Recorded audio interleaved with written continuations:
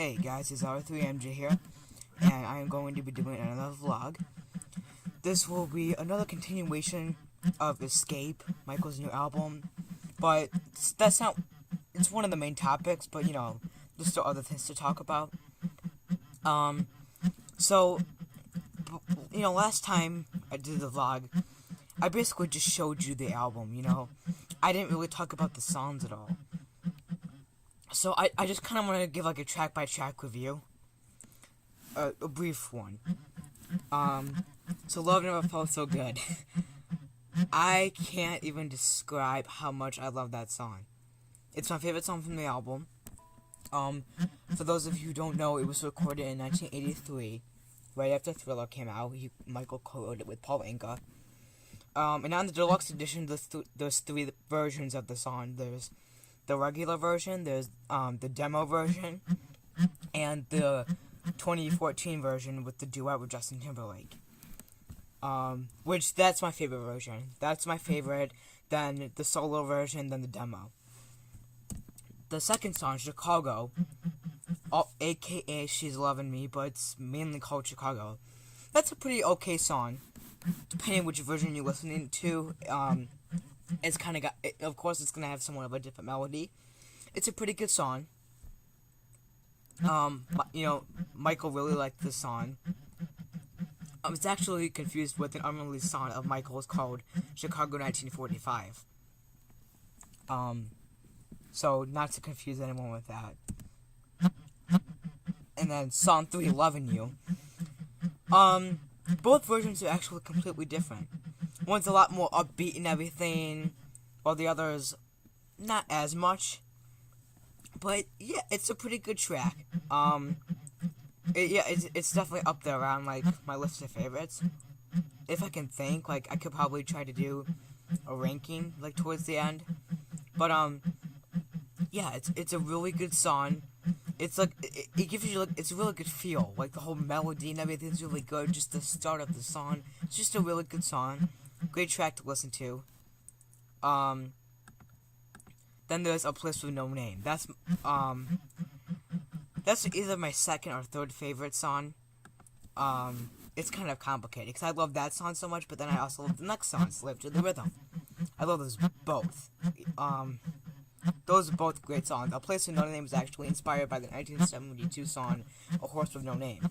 Michael kind of did something different with it, and he came up with A Place With No Name. The beginning kind of sounds like it, but if you listen closely, and if you're an MJ fanatic like me, you can kind of hear a little bit of The Way You Make Me Feel, one of the #1 hits from Bad.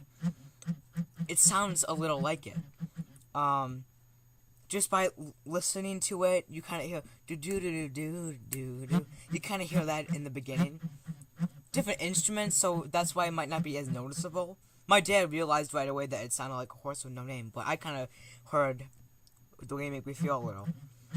And I never heard A Horse With No Name before, so, I mean, I wouldn't know.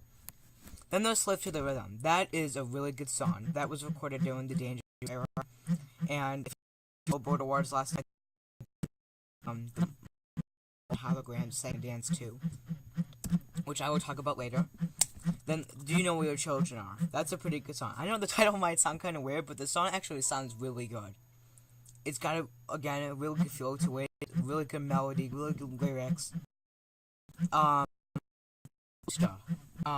Somewhat of a sequel to Smooth Criminal. Honestly, it's my least favorite song on the album, but it's a good song. It's just my least favorite on the album. It's just, you know, like, as I would have liked. Like, if you were to compare it to Smooth Criminal, it's nothing like it. So I don't know why it's been compared to it. I don't know if it's just because of the title, Gangsta, and then there's Criminal, but personally, I don't. It's definitely my least favorite of the album. It's not. I'm not gonna say I don't like the song because I love every Michael Jackson song, including Jackson 5 and Jackson's. But it's just my least favorite on the album. Then there's the title track, Escape. That's a really good song. That really is. Before the album actually came out, I actually memorized the teaser trailer, that 16-second trailer you saw for the album, and they played part of the title track. So, I actually memorized that part.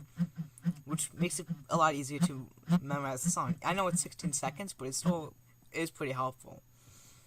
Now, I do want to talk about the Billboard Awards. That performance was epic.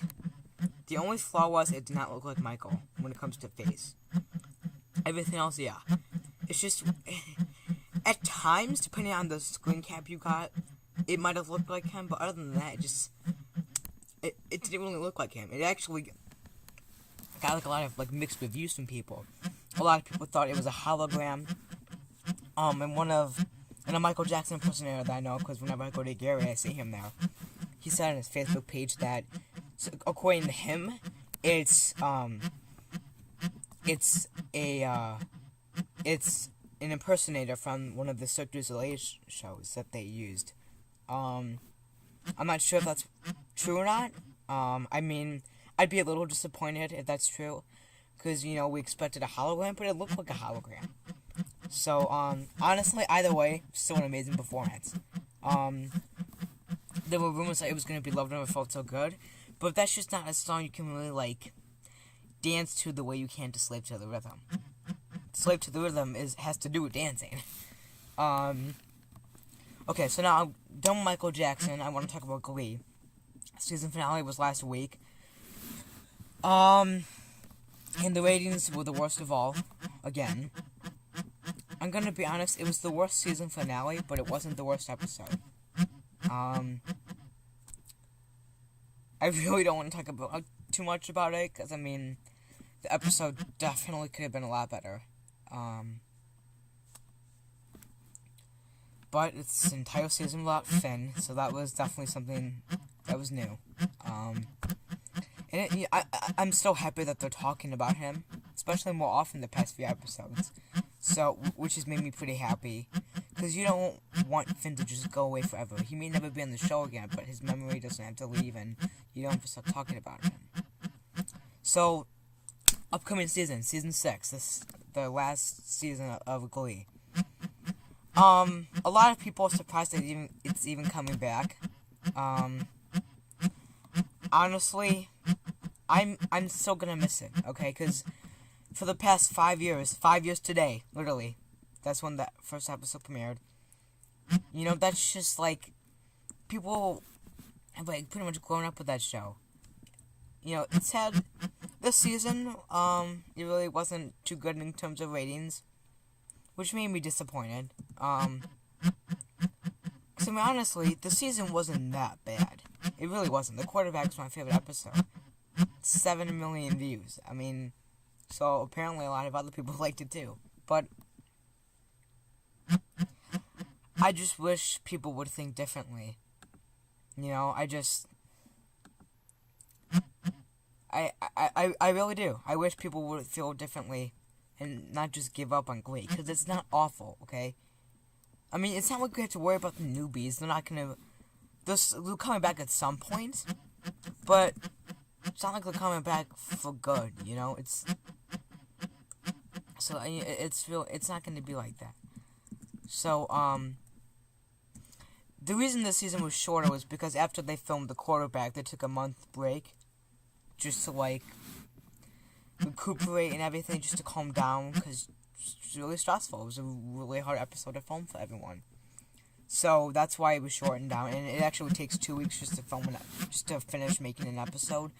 So 4 weeks would just be 2 episodes, so that's why they had to cut down 2 episodes. Instead of the usual 22 episodes, it was 20. Now, could there possibly be more Finn tributes in season 6? When it comes to tributes, we don't know if they're gonna kind of do something like kind of what they did at Nationals when they sang songs for him. Are we gonna see his mom again? They're definitely gonna talk about him. The final episode's gonna be, according to Ryan Murphy, it's gonna be huge for him. It's gonna be for Finn. I'm definitely hoping that Finn's not just gonna, like, go away. You know, because after the end of Twerk, they stopped talking about him up until City of Angels. And then they kept talking about him. They didn't talk about him. Well, they didn't really talk about him in episode 13. You heard his voice. but they didn't really talk about him in the part 2 of the 100th episode. They talked about him in Tested. What else am I missing? Well, season finale. But yeah, you don't want Finn to just go away. I know he's gone. It's still sad to me. It's been 10 months, but